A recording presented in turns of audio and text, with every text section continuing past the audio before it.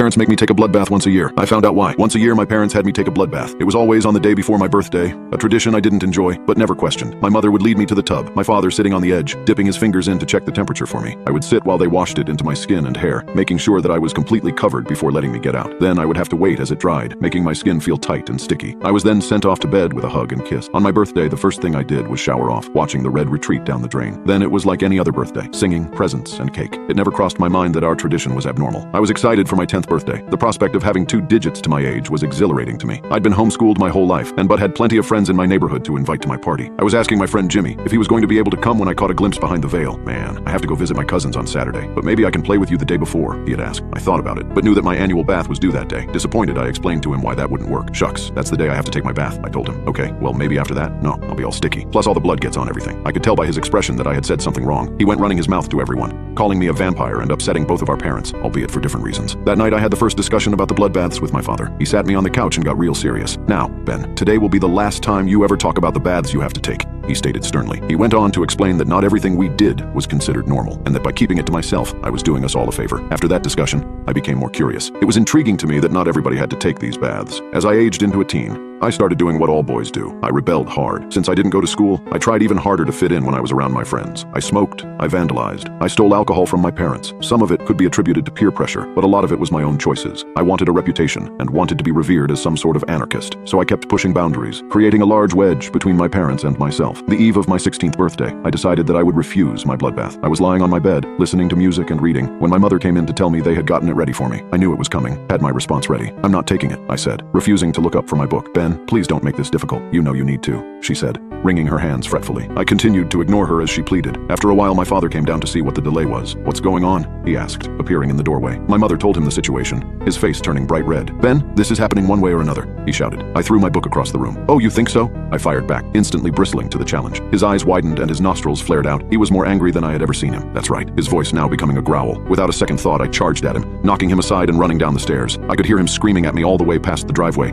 begging me to return. I ran for a long time, finally running out of breath and resting near a city bus stop. I sat down for a few minutes, aware of a strange sensation at the ends of my fingers. They felt tingly for a bit, then they started to feel hot. Terrified, I watched as they began to blister, running up past my knuckles and cracking open the skin on their way upward. Howling in agony and shocked by what I was seeing, I fell to the ground and bawled my eyes out. There wasn't a soul around. My cries for help went unanswered as the skin kept on bubbling and cracking, making it all the way up to my elbows. Headlights appeared in front of my eyes. Though I was nearly blind with pain, I recognized my father's car. He leapt out, grabbing me under my armpits and pulling me into the vehicle. I kept screaming during the drive, showing him my disintegrating arms. We drove at a breakneck pace, my father cursing the whole time, his face white. He told me to hold on a little longer, but I didn't, that I would be okay soon. I expected him to take me to a hospital. When we pulled into our driveway, my entire arms and shoulders looked like raw hamburger meat, the skin blistering around my neck and down my sides. It was the most intense agony I had ever been in. When we pulled into our driveway, my entire arms and shoulders looked like raw hamburger meat, the skin blistering around my neck and down my sides. It was the most intense agony I had ever been in. My body went into shock. I vaguely recall being carried out of the vehicle,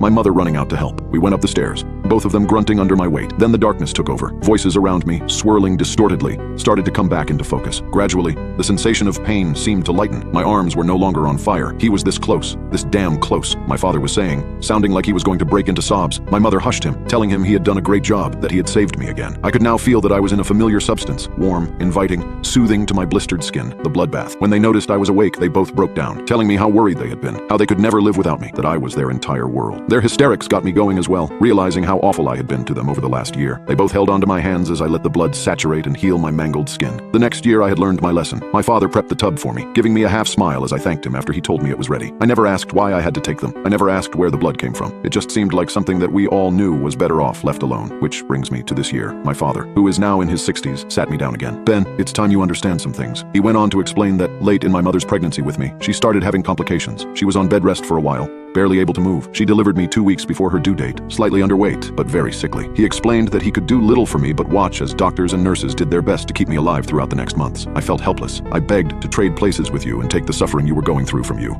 he told me, reaching forward and taking my hands. There was this man. I had seen him at the hospital often. He saw what we were going through, our family, and he offered me something, told me he knew a way to help keep you alive. I didn't want to hear it. I told him to leave me alone, but he persisted, claimed he was an angel of sorts. As you got sicker and sicker, closer to death's door, he kept telling me he could help. I shook my head. This was a lot to take in, all new information to me. My father continued, tears spilling from his eyes as he went on. My dad told me how he was desperate and how that they refused to lose me. So he gave in to the doctor. He smiled at him, told me he would save him. And just like that, you started to get better. I was shocked. The doctors even more so. We went home. You were healthy. It was a miracle. He wiped his eyes, leaned backward, trying to gather his thoughts, then looked at me. It was just before your first birthday when I saw the man again. It seemed like he had come out of thin air. He said the only way for you to stay alive was to give you your baths each year. I didn't believe him at first, but then we saw what was happening to you, to your skin. It was just like what happened when you were turning 16. Only then it was much slower. He spoke shakily. So I did what I had to do. I spilled the blood. I filled the tub. And I have done it each year since. I'm sorry, son. I wish things had gone differently. He finished. I leaned forward and embraced him, having no words for the situation. We stayed like that for a while. Eventually, he broke it off, facing me again. Ben, there's something else. You know that I'm getting older. The time will come, maybe sooner than we think, that I won't be around anymore. He bit his lip, holding in his emotion. Ben, when that happens, you'll have to start filling the tub up yourself.